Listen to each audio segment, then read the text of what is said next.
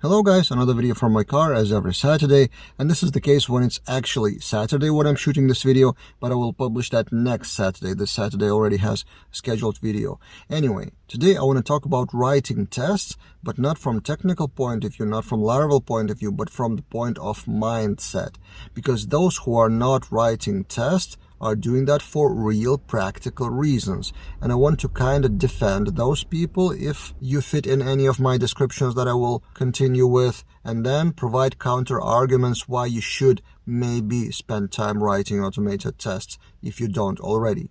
So in my experience, those who don't write automated tests with PHP Unit Test or something else fall into three categories.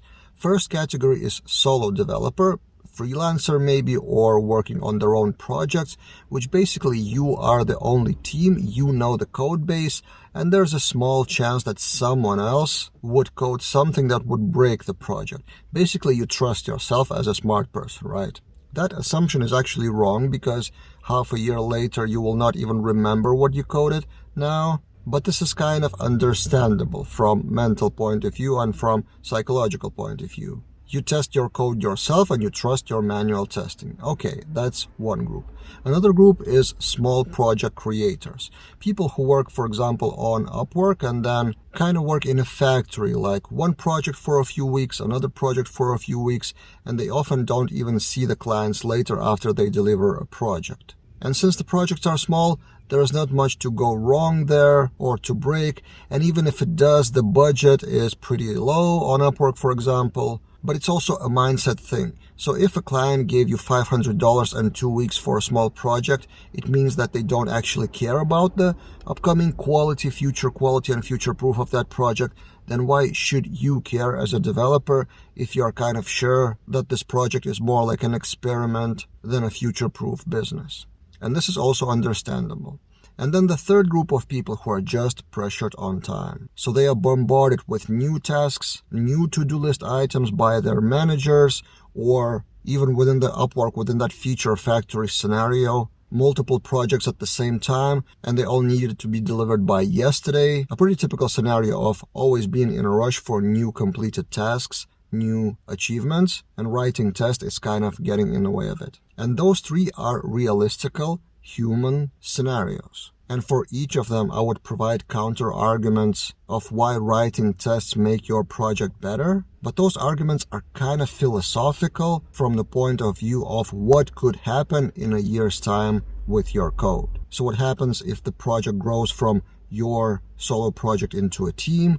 What happens if the project grows just bigger with more customers? What happens if the clients come back to you for more features and stuff like that? But they are more like what-if scenarios.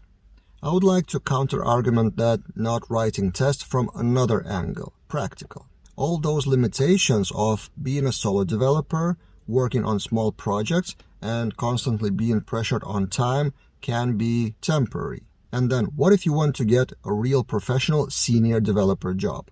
Guess what? Testing will be a prerequisite. I'm currently browsing a lot of job descriptions for my Laravel daily job board, and pretty much everywhere, pretty much in every job description, there's testing. There are different tools mentioned, PHP Unit Test, behavior-driven development, and others, but it is required everywhere. Which basically means the opposite of the things that I described. You would work in a team, not solo. You would work on a long-term projects where the price of the bugs is higher, and you will likely not be so much pressured on time because the management cares about quality. So in other words, if you don't write tests now, you are limiting yourself from future better jobs.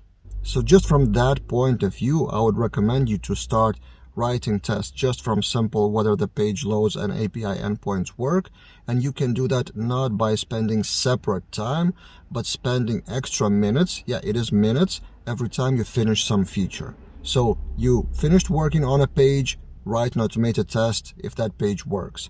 Of course, some of the tests are more complicated, and then it depends whether you do have time or not, but you need to break the mental barrier and the habit of not writing tests, because there's a book, actually, I'm quoting that pretty often on this channel. There's a book, Atomic Habits, and one of the thoughts in this book, one of the ideas is everything you do is a vote for a person that you want to become. So, if you don't write tests, you are not a test writer.